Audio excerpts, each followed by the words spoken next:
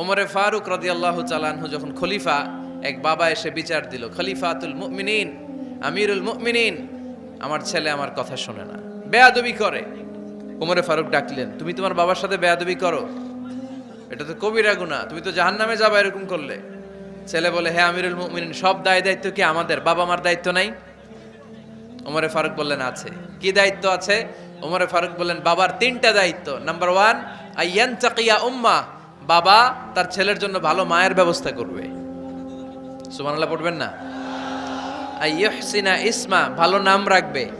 আইয়ুআল্লিমাহুল কিতাব, কোরআন শিক্ষা দিবে। এবার ছেলে বলে, শোনেন, আমার আব্বাই 3টার একটাও করে নাই, 3টার একটাও করে নাই, আর বিচার দিতে আসছে আমার নামে। আমার মা হচ্ছে এক জাঞ্জি, নর্তকী নারী, এক অগ্নি উপাসকের কাছে ছিল, আদব আখলাক ভদ্রতা সভ্যতা কিচ্ছু জানে না। আমার মা আমার জীবনে কিছুই ভালো কিছু শিখায় নাই। নাম্বার 2, আমার নাম রাখছে সাম্মানি জুলা ইয়ানি খানফাসা, আমার নাম রাখছে সামসিকা। নাম কি? এটা একটা নাম হইল? ওয়ালাম ইউআল্লিমনি হারফাম মিন কিতাবিল্লাহ, আল্লাহর কিতাবের একটা অক্ষর আমারে শিখায় নাই। ওমরে ফারুক এবার রেগে গেলেন, বাবার ঘাড়ে ধরলেন, তুই বেটা বিচার দিতে আসছিস ছেলেরে নিয়ে, এখন তোর বিচার হবে আগে। তোমরা ইয়াং যারা, আমার কলেজের টুকরা যুবক ছেলেরা, এখনো যারা বিয়ে করো নাই, তোমার অনাগত ভবিষ্যৎ প্রজন্ম তোমার বউয়ের পেট দিয়ে আসবে।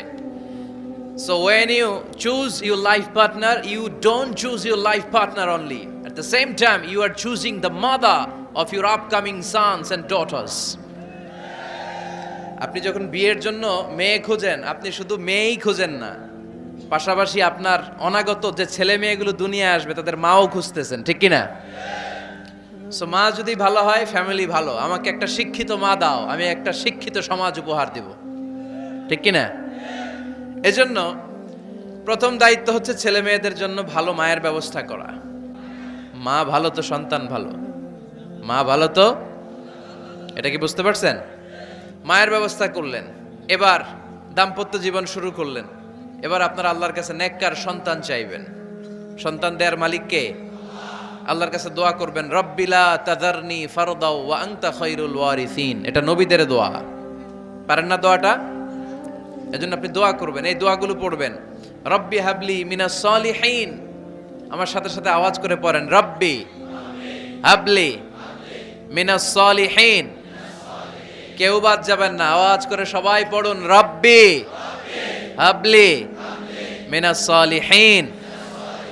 এর অর্থ হচ্ছে, হে আল্লাহ, আপনি আমাকে নেককার সন্তান দান করেন। আওয়াজ করে পড়েন আমিন। নেককার স্ত্রী, নেককার সন্তান আল্লাহর কাছে চাইতে হয় ভাইয়েরা, না চাইলে পাওয়া যায় না।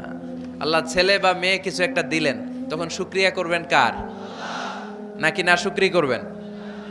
অনেকে ছেলে পছন্দ করে, মেয়ে পছন্দ করেন, আছে না নাই? আলহামদুলিল্লাহ, এইখানে এরকম কেউ নাই। এই আছে, তুমি জানলা কেমনে? আমি বাঁচায় দেওয়ার জন্য বললাম নাই, এরপর এরা কয় আছে। যদি কেউ থেকেও থাকে, চেঞ্জ ইউর মাইন্ড, আপনার মাইন্ডটা চেঞ্জ করেন। ছেলে হোক মেয়ে হোক, শুকরিয়া করবেন কার? কারণ পৃথিবীর এই যে বড় বড় বিজ্ঞানীরা মাইক বানাতে পারে, মোবাইল বানাতে পারে, কম্পিউটার বানাতে পারে, রকেট বানাতে পারে, জেট প্লেন বানাতে পারে, হেলিকপ্টার বানাতে পারে, কিন্তু পৃথিবীর সব বিজ্ঞানীরা মিলে একটা বাচ্চা বানাতে পারবে? একটা সন্তান বানাতে পারবে? আর্টিফিশিয়াল মাঝে মাঝে রোবট বানায়। একটা রোবট আসছিল আমাদের দেশে, সোফিয়া নামে, মনে আছে? এরকম আরো ডেভেলপড রোবট তারা বানিয়েছে, কিন্তু এগুলোও কাজ করে না। এদিকে যাইতে গেলে মাঝে মাঝে ওদিকে চলে যায়। আর এগুলোর সিস্টেম সফটওয়্যার ভিতরে ঢুকাই দিতে হয়, সফটওয়্যারে যা, এর বাইরে কিছু বলতে পারে না। তাহলে গোটা বিশ্বের সবগুলো রোবট এক জায়গায় রাখলে আল্লাহর দেয়া একটা মানুষের ব্রেনের সমান হবে? এই পৃথিবীর সবচেয়ে পাওয়ারফুল কম্পিউটারের নাম হচ্ছে দি ক্রে-1 সুপার কম্পিউটার। আমেরিকার মিলিটারি বেইজে বিভিন্ন ম্যাথমেটিক্যাল ইকুয়েশন ড্র করার জন্য এই কম্পিউটার তারা ইউজ করে। এরকম 10,000 সুপার কম্পিউটার মিলেও একটা হিউম্যান ব্রেইনের সমান হবে না। চিল্লায় পড়েন সুবহানাল্লাহ। তাহলে ছেলে হোক মেয়ে হোক, শুকরিয়া করব কার?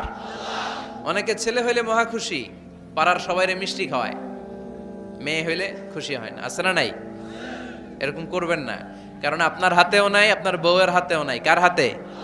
তো যেটা আল্লাহর হাতে, এটা নিয়ে আপনারা তো টেনশন কেন? আল্লাহর হাতে ছেড়ে দেন না। আবার অনেকে টানা ছেলে হইতেছে, 1 2 3 4, খালি দোয়া করে, আল্লাহ একটা মেয়ে দাও। মেয়ে দাও। পঞ্চমবারে হয়েছে আবার ছেলে আছে। আবার অনেকের টানা মেয়ে হইতেছে, 5টা মেয়ে, খালি দোয়া করে আল্লাহ একটা ছেলে দাও। ষষ্ঠবারও হয়েছে মেয়ে। এটা আমার হাতেও নাই, আপনার হাতেও নাই, ডাক্তারের হাতেও নাই। কার হাতে? যারটা যার হাতে হের হাতে ছেড়ে দেন। পারবেন নাকি না শুকরি করবেন? আল্লাহ অনেকের কিছু দেন নাই। ছেলে দেয় কে? সবাই বলতে হবে, ছেলে দেয় কে? মেয়ে দেয় কে? ছেলে মেয়ে দুইটাই দেয় কে? আবার কাউরে ছেলেও দেন না, মেয়েও দেন না, তিনি কে? তিনি দেন। এজন্য শুকরিয়া করবেন কার? ছেলে দেখ মেয়ে দেখ, সন্তান হওয়ার সাথে সাথেই ছেলের কানে বা মেয়ের কানে আজান দিতে হবে। কে দিতে হবে? আজান দিতে হবে। দেন না আপনারা? দিবেন নাকি ইমাম সাহেব হুজুর আসবে তারপরে দিবে বসে থাকেন? খতিব সাহেব হুজুর না আসলে তার আজান দেওয়া যাবে না, বড় হুজুর না আসলে তার দেওয়া যাবে না, এরকম না। মুসনাদে আহমদ ইবনে হাম্বলের হাদিস, ফাতেমা রাদিয়াল্লাহু তাআলা আনহার প্রথম সন্তান ইমাম হাসান রাদিয়াল্লাহু তাআলা আনহু, আল্লাহ রাসূলের নাতি ইমাম হাসান যখন জন্মগ্রহণ করলো, বিশ্বনবী নিজে এসে হাসানকে কোলে নিয়ে হাসানের কানের সামনে আজান দিয়েছেন। আযানা রাসূলুল্লাহি সাল্লাল্লাহু আলাইহি ওয়াসাল্লাম আলা উযুনাইল হাসান হিনামা ওয়ালাদাতহু ফাতিমাতু বিসসালাহ। বিশ্বনবী নিজে আজান দিয়েছেন। আজান দিতে পারেন আপনারা? পারেন না সবাই?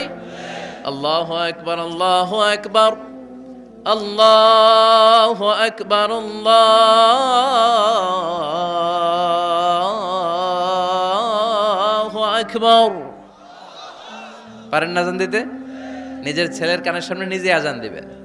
যদি নানা হয়ে থাকেন, নানা নাতির কানের সামনে যে নানাই আজান দিবেন। চাচা যে ভাতিজার কানে আজান দিবেন। আজানের জন্য বসে থাকা লাগবে? আমরা প্রত্যেকে আজান পারি কি পারি না? তো কেন আজান দিব বাচ্চার কানে? দুইটা সিগনিফিকেন্স। নাম্বার 1, যদিও বাচ্চার আমল নামা শুরু হয় নাই, জাস্ট নিউ বর্ন বেবি, এইমাত্র জন্মগ্রহণ করলো, কিন্তু পৃথিবীতে আসার সাথে সাথেই আল্লাহ বলে ওর কানের সামনে আমার তাকবীর দিয়ে ইসলামটা ওর কানের ভিতরে ঢুকায় দাও, ঢুকায় দাও। শুরু থেকেই তাকবীর দিয়ে ইসলামের পরিচয় ওর কানের সামনে দিয়ে দাও। This is the significance number 1।